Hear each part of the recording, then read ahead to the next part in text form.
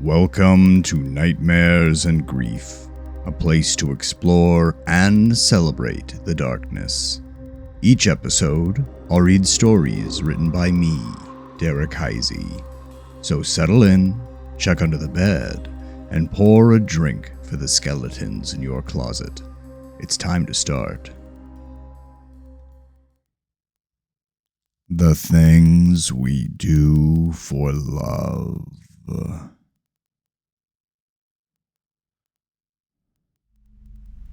Downtown Spokane was already eerie before the infection, but now that the population had been decimated, it felt otherworldly.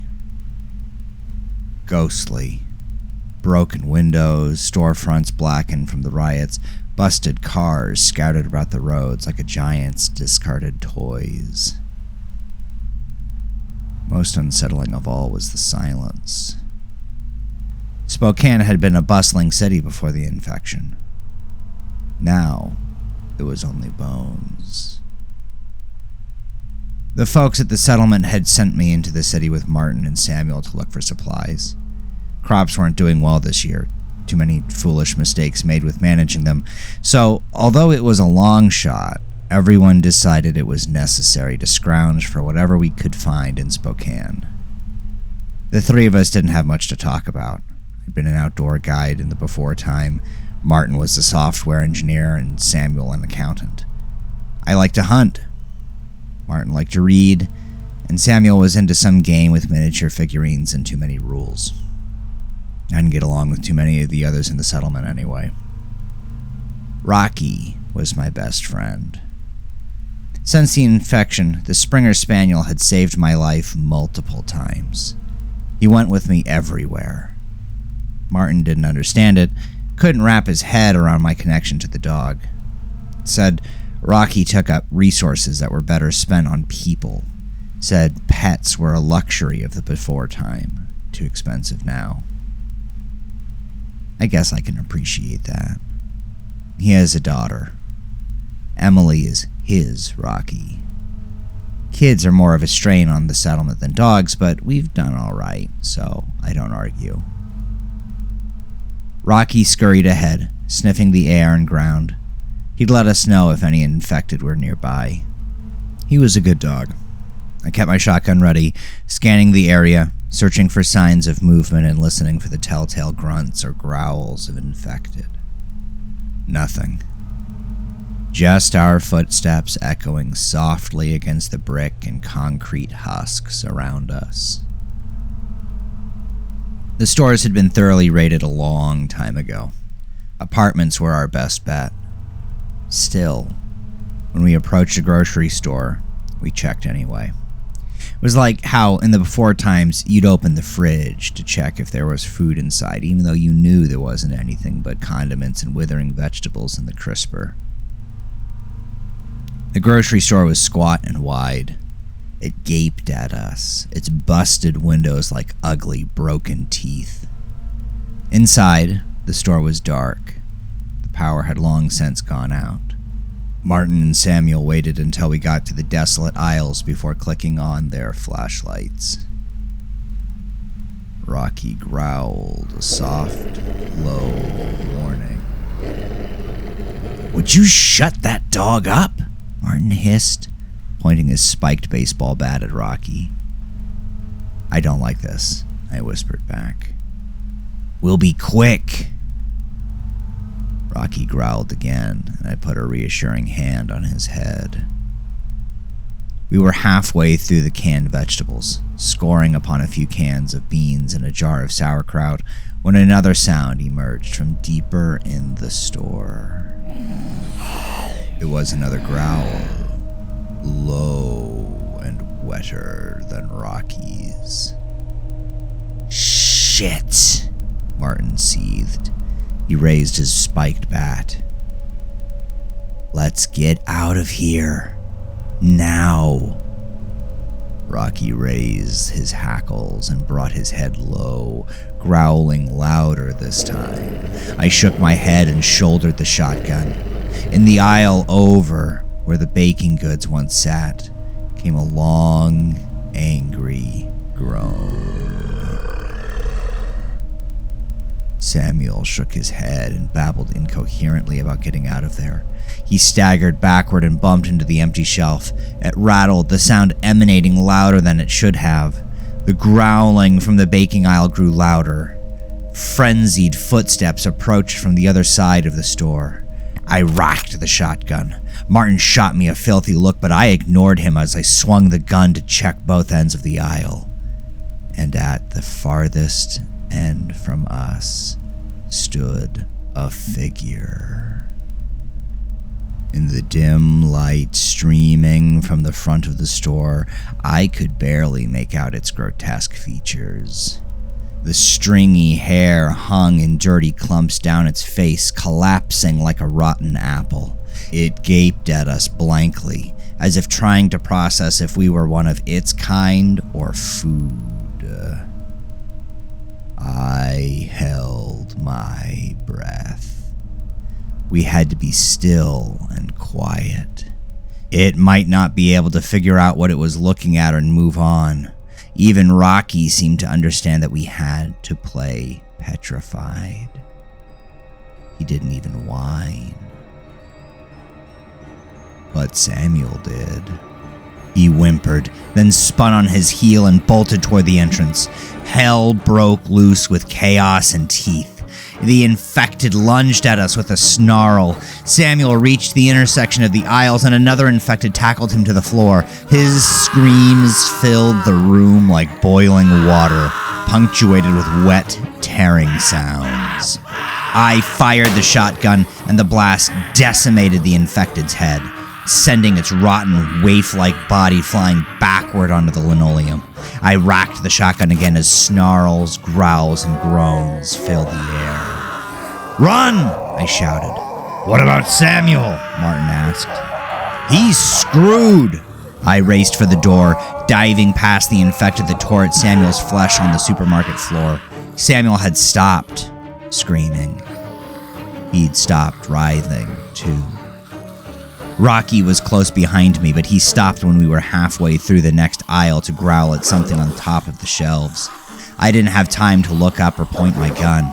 The infected was upon me before I had any time to react. It pinned me to the ground, knocking the shotgun out of my hands. I'll never understand how things that are so thin and rotten could be so strong. Its rancid breath rolled off its black tongue and made me gag as it brought the remaining teeth of its decayed jaw closer and closer to my throat. Something brown and white and snarling viciously knocked the infected off of me. I rolled to my stomach and scrambled for the shotgun. When I flung around to aim it, Rocky yelped as the infected bit down on his leg. Rage overwhelmed me. I cracked the infected in the face with the butt of the shotgun. Rather than knocking its bite off my dog, the force pulled the teeth out of its gums. I kicked it in the jaw, causing the rotten hinges to crack loose, attached only by the decayed sheets of flesh that once were its cheeks, and then I shoved the muzzle in its mouth. I pulled the trigger. Blood sprayed everywhere, splattering on my shirt and face, leaving a red, oily stain on the beige linoleum at my feet. I knew we had to get out, but Rocky couldn't limp out fast enough. I scooped him up, slinging him over my shoulder with one arm, clutching the shotgun with the other. I couldn't run with him like that, so I took long steps as quickly as I could. I ran through the shattered sliding door and didn't stop. I ran down the block and didn't stop. I didn't stop until my legs gave out and I collapsed on the sidewalk. I lay the shotgun beside me and held Rocky in my arms, scratching his neck and cheek, holding him close to me. I inspected his leg. Most of the teeth had come out. The remaining ones didn't appear to be that deep. I ripped off a piece of my shirt and wrapped the wound. The poor dog shook and whimpered in my lap. He was scared more than anything else. The infected that had gotten him must have been old. Probably didn't have many teeth to begin with. The wound wasn't bad. He'd be okay. That's what I told myself. We'd never seen an infected animal. I repeated it to myself. He's going to be okay. I cast my gaze back toward the grocery store we'd just escaped. I was too far away to hear anything, but I remembered the sounds Samuel's flesh made and the screams he managed to utter. I didn't need to hear what was happening to Martin to know. After all, he hadn't come out yet, and all he had was a baseball bat with some nails hammered into it. I looked at my shotgun beside me, holding Rocky tight to my chest and still scratching him. That gun carried responsibility with it. I chose to shirk it. I got up and left. I carried Rocky all the way home. The settlement was under the city. In the 1800s, when Spokane experienced massive growth, a sprawling network of tunnels was constructed to transport goods between businesses. It was like the catacombs in Paris, an endless pitch-black maze. Between the bottlenecks, the darkness, and the place's acoustics, we could hear infected coming and defend against them better than anywhere else in the city. We were safe down there. The few infected we encountered were easily dispatched, and we'd never encountered other survivors down there, friendly or otherwise. It was safe. When I got to the tunnels, I set Rocky down and took out my flashlight. He seemed good enough to walk now, although he limped.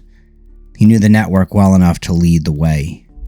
Rocky knew where home was. We entered a large chamber where most of the survivors gathered when they weren't sleeping or doing chores. Various propane lamps and flashlights illuminated the space. Most of us had developed a sensitivity to the light because we spent so much time underground. We didn't need to use much to function down there. Of course, everyone was concerned when I came back alone. I explained what happened, leaving out the part where Rocky had been attacked. I told them I barely got out with my life. I told them I didn't know if Martin made it out, but I didn't think he had. I knew Samuel hadn't. There was a moment of stunned silence when I finished. A tiny voice in the back of the crowd asked if her daddy was all right. It was Emily. I'd forgotten about her completely. My gut dropped out from underneath me, and shame blanketed me thicker than the darkness in the tunnels. I'd left her father to die.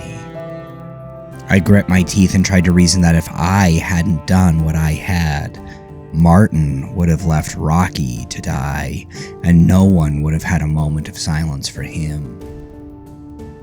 So I put on my best grimace and shook my head. I'm sorry. I choked it out and didn't say more. Emily stood frozen for a few moments. She was so young, but everyone grows up quickly in this world now. She understood what I meant. With a shuddering breath, she looked to the ceiling, then gulped. Emily nodded, then silently turned away. She'd already lost a mother. She understood how to grieve. After I gave my report and shared the few cans of beans I'd managed to score, everyone left me alone. That was fine by me. All I wanted was time with Rocky. We went to our little portion of tunnel, an offshoot from the main chamber. I lay down in my cot, and Rocky lay down on his blanket, and I petted him until I fell asleep. I was awoken by a commotion echoing off the tunnel walls. I couldn't tell if the shouts were joyful or panicked. I scrambled off the cot, slipped clothes on, and raced down the tunnels with my shotgun. People were gathered around the center of the main chamber, talking excitedly when a voice I recognized shouted at them to be quiet. Martin. Everybody calm down. I'll explain. The crowd noticed me as I approached and parted to let me through. Martin noticed and pointed an accusatory finger at me. His dog got bitten. Little Emily was at his side, clutching his shirt. My blood went cold. If they believed Martin, then everything I'd done since yesterday would be for nothing. I couldn't lose Rocky. No, that's not true, I snapped back. I grazed him with the shotgun when I killed one of the infected. Bullshit! You left me to die to protect your stupid mutt! It was then I realized that Rocky wasn't by my side. He was never far from me. Panic flooded my veins and I rushed back to our spot. There he was, beside the cot, curled into as tight a ball as he could, shivering. It was cool in the tunnels, but not quite cold. I knelt beside the dog and put a hand on him, patting him gently. It's okay. It's okay, boy. His flank was hot. Martin stuck a finger out toward the dog. Fever and chills. It's the first symptom of infection. He shook his head.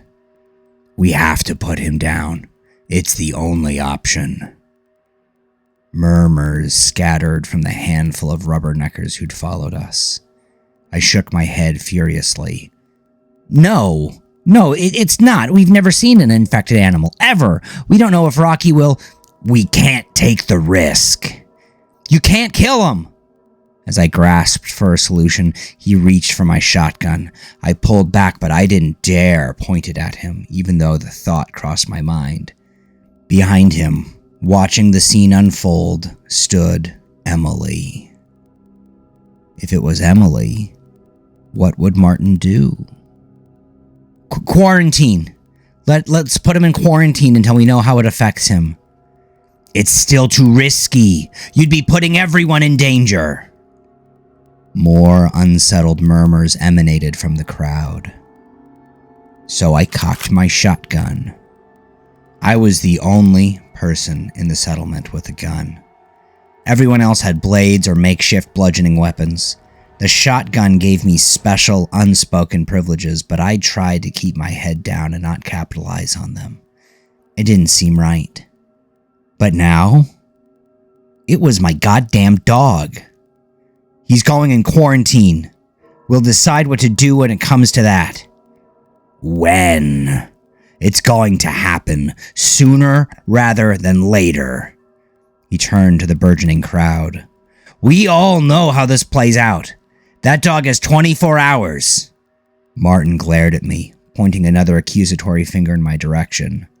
Then, Mr. Shotgun, you have to put him down. I held my ground. I held the shotgun, shouldered but pointing downwards, and clenched my jaw tight. Martin continued glaring at me as if waiting for me to respond. I didn't. I'd said all I needed to say. He broke his stance at last and shook his head with a sigh. He waved a hand as if dispelling a foul stench and broke through the crowd. Whatever. It's on you, Nate. I knelt down beside Rocky and ignored the stares and murmurs from the crowd. I could feel their wary, fearful eyes running over him, and as I stroked his fur and whispered kindness to him, Rocky shivered. He looked up at me with forlorn eyes. With a tender hand, I took his paw to inspect the wound on his leg. It was bad. In the hours since he'd been attacked, the bite marks had crusted black. The leg was swollen, as if infected. I heaved a sigh. You're gonna be okay, boy, I whispered. It's going to be okay.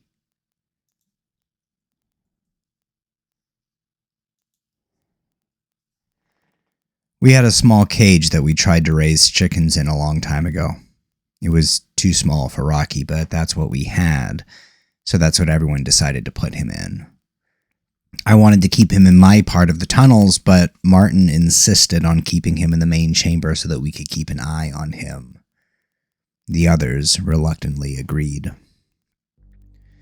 So I spent a lot of time sitting by his cage, my shotgun propped up against my shoulder, more as a reminder of my level of control than actually needing it. I'd never worried about someone taking it. Though we lived a largely communal life, personal effects from the time before were sacred, but now a sense of unease traced my heart. I didn't trust Martin. I wanted to believe that he was making the best decision as he knew it, but I couldn't help but wonder if fear clouded his heart. Rocky looked pathetic in the small cage. He knew something was wrong, but he didn't understand what it was. He lay forlornly and watched everyone pass, whimpering occasionally. When we first put him in, he barked, but he stopped that quickly. He knew it was futile. He was a smart dog. People tried to keep their thoughts quiet, whispering whenever they cast a look toward the cage, but the chamber walls carried sound to me. They were uncertain, afraid, but reluctant to act the way their hearts compelled them. No one wanted to say that we should put Rocky down. After all, I was the guy with the shotgun. Everyone was on edge.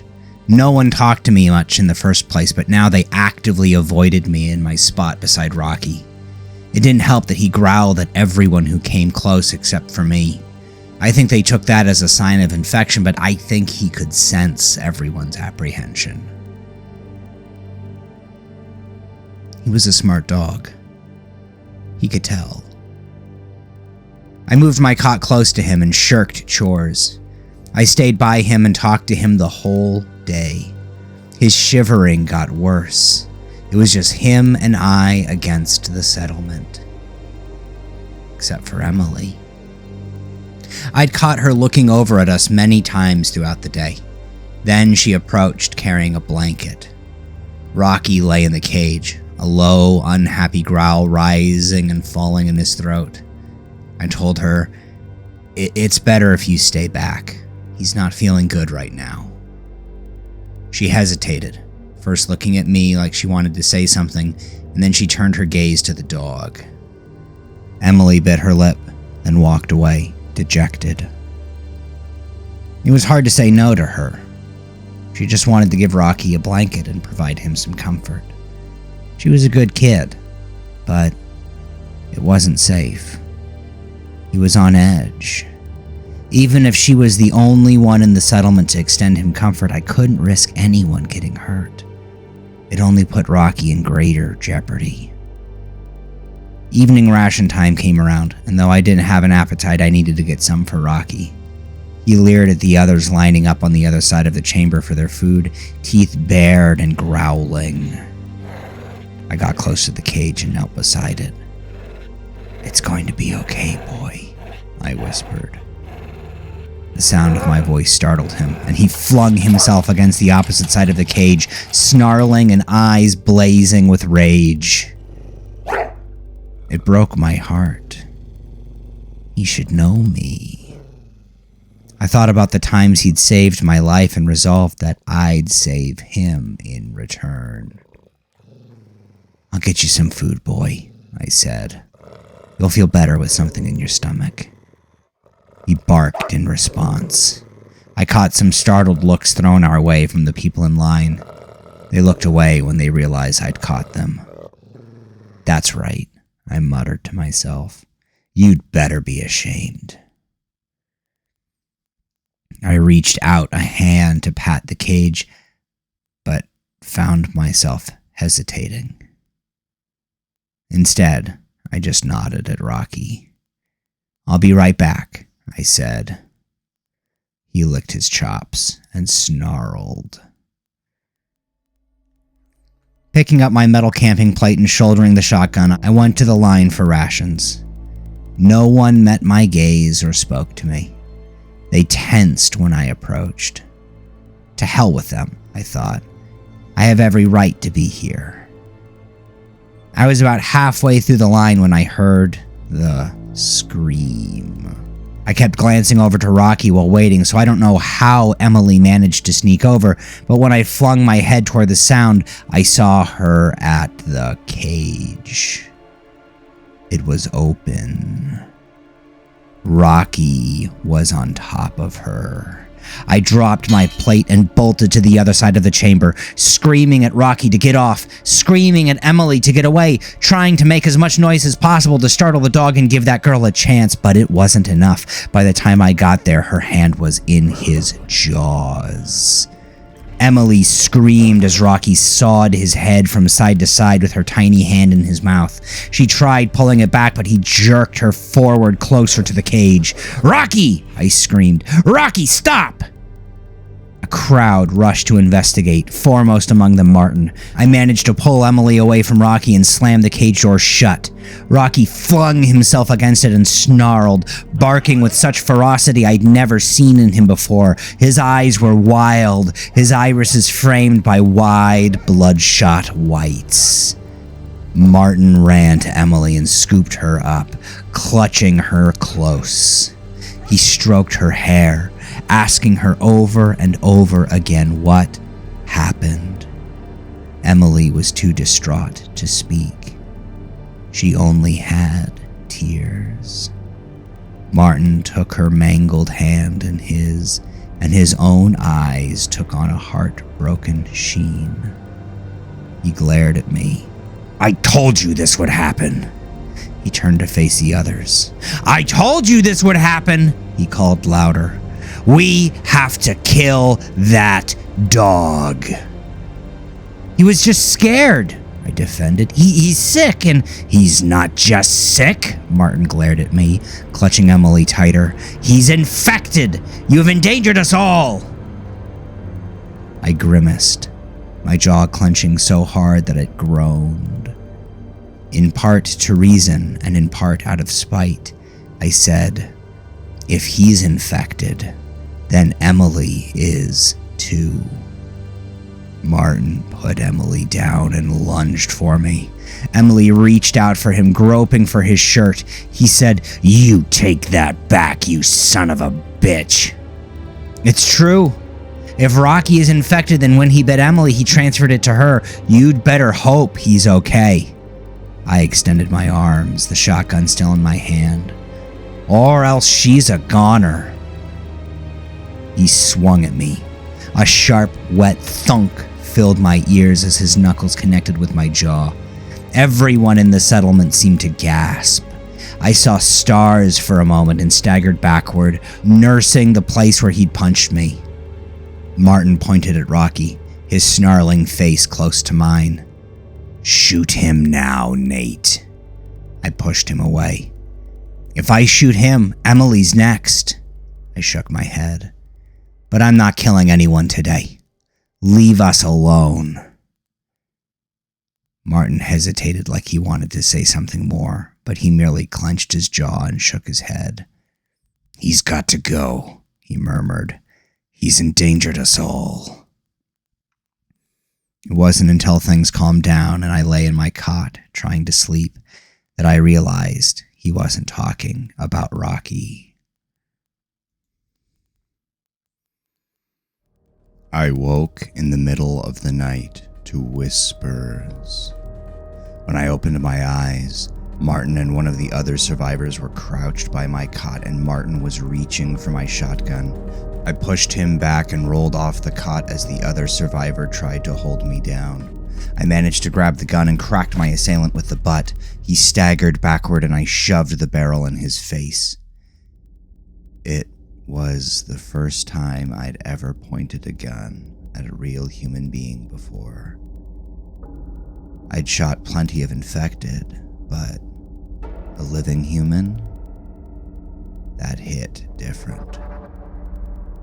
Rocky started barking, evidently disturbed by the clamor. But his barks sounded different, lower, more strained, corrupted somehow. It was almost as if two dogs were barking, Rocky and another, bigger creature with a deeper, throatier voice. "Stop," I said to the man at the other end of my gun. "Stop right now." He lay on the floor, propped up on his arms. Fear opened his face like a wound. Martin took a step forward. I swung the shotgun at him. Snarling, I growled, "Did I stutter? I said stop." I jabbed the gun toward him, as if goading him. "Walk away. We can forget this ever happened. I won't tell anyone else. Just go away." "Nate," Martin replied sternly, "you have to let us do it." "I'm not letting you do anything," I shouted.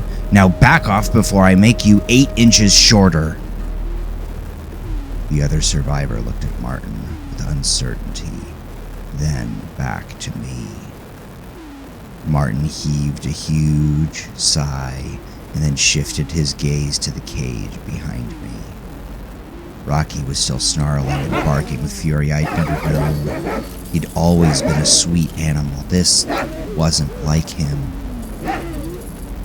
"It's going to happen eventually, Nate," Martin pleaded. "You have to see that. What I don't see is you leaving." Martin raised his hands and averted his eyes. "All right, I get it. We're leaving." He shook his head as he backed away, grimacing. The other survivor got to his feet with careful movement, his eyes never leaving the gun. They left, but I still didn't put down the gun. My hands shook.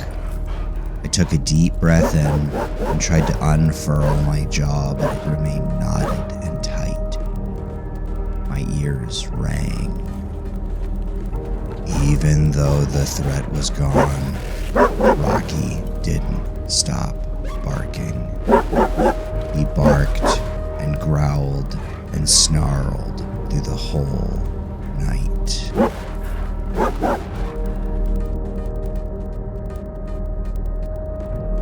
The next day, Rocky was in a bad way.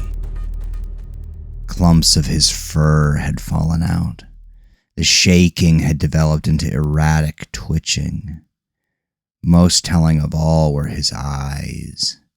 The beautiful, deep brown of his eyes had turned white, like a milky film had passed over them. He snarled mindlessly, barking at shadows, hackles perpetually raised and thick ropes of saliva dangling out of his mouth. He wasn't Rocky anymore. Even I had to admit that. I didn't eat that day. I didn't go to collect rations. I wasn't ready to leave his side. He'd been mine his whole life. He'd saved me in more ways than I could count. He was a good dog. At evening rations time, Martin approached. I really wasn't in the mood for his bullshit, but I didn't have the energy to start anything. He sat beside me on the cot and passed me a tray of food. "You've got to eat.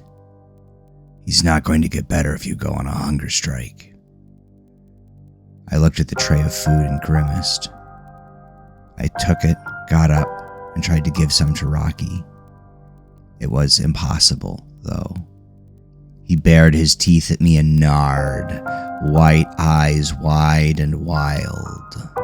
He slammed against the side of the cage, biting down on the bars. When he pulled at them, a few teeth jerked out. Blood streamed down Rocky's jaws. Martin put a gentle hand on my shoulder. It made me jump. "It's time to say goodbye," he whispered. My eyes stung. My throat constricted. In my sweaty, quaking hands, the shotgun rattled. I can't," I gasped. Martin held out a hand. "I'll do it.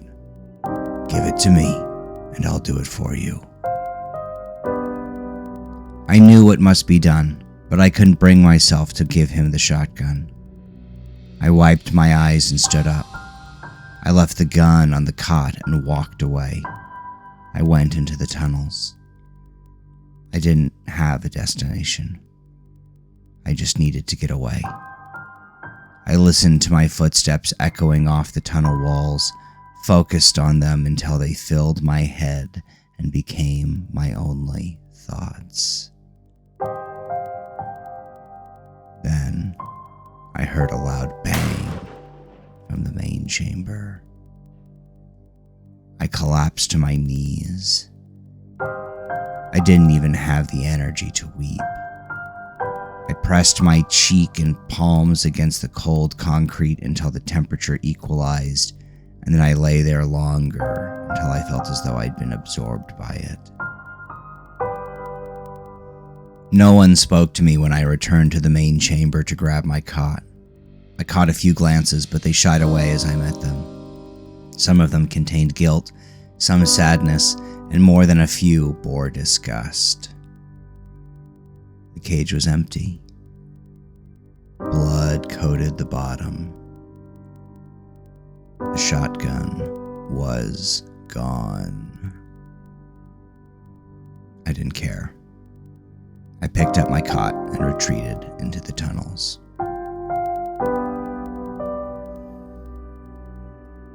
Emily deteriorated quickly after that. First, it was like Rocky. Chills, irritability. She cried a lot. Her wails echoed through the tunnels, ghostly and pathetic. When once she would run around the settlement, now she lay in her cot, curled into a ball, blanket upon blanket laid upon her quivering body. Her skin developed puckered, oozing sores. Her beautiful black hair thinned, leaving trails on the floor around her and exposing white patches of scalp. Her fingernails fell out, as did one of her front teeth. Her eyes were normal, though. I heard all this secondhand, overhearing the whispered gossip among the other survivors echoing off the tunnel walls. I hadn't mustered the strength to leave, and everyone left me alone.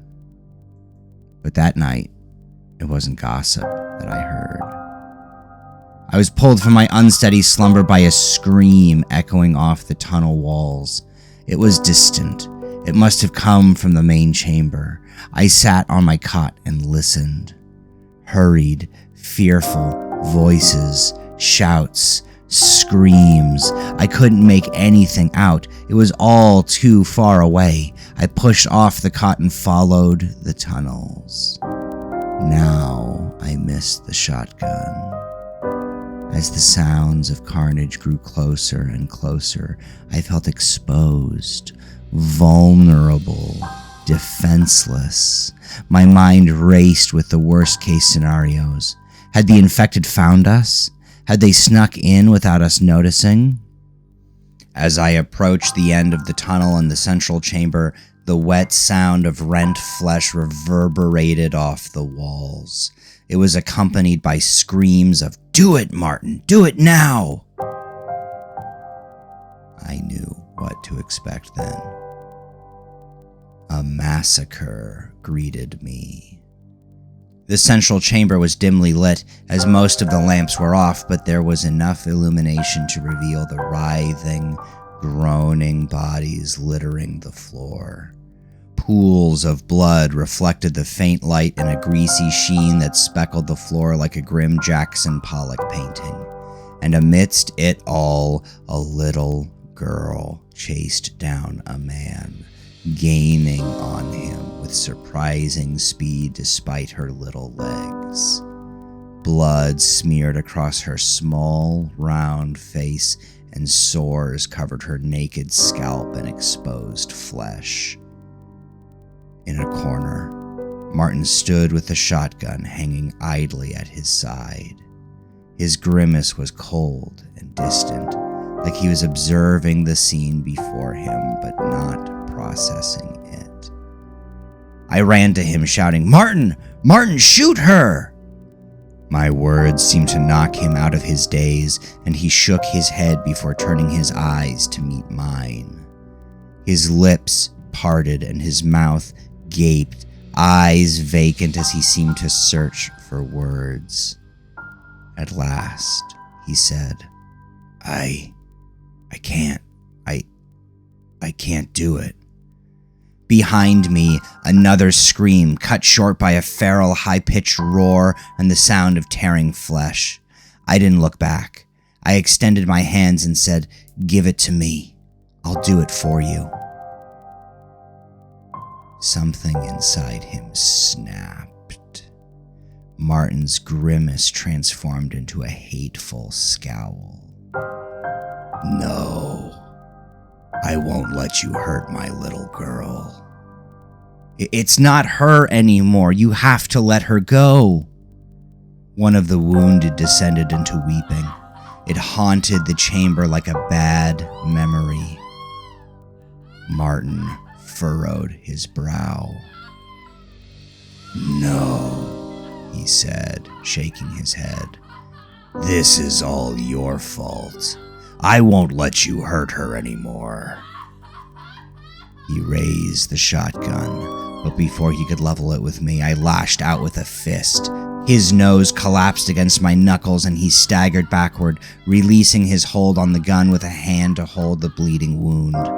I swung out again but missed. He recovered, but I was too close for him to get a good shot in, so he cracked the butt of the gun against my face. Ringing filled my ears and the world exploded in speckled light. I stumbled backward and lost my balance, tumbling to the floor. I cracked my head against the floor, but was so dazed I barely felt it. Everything felt so distant. Everything felt so soft. Emily's snarls and groans may as well have been deep in the tunnels. My sight blurred, but Martin entered my field of vision. I could just make out the hateful wrath lacing his expression. The shotgun leveled with my face. I peered into the blank, black eyes of the barrel, and I knew this was it. This was the end. Martin screeched, this time closer to my ear. The weeping stopped, cut short by wet, chewing sounds. Martin cocked the shotgun. What terrible things we do for love.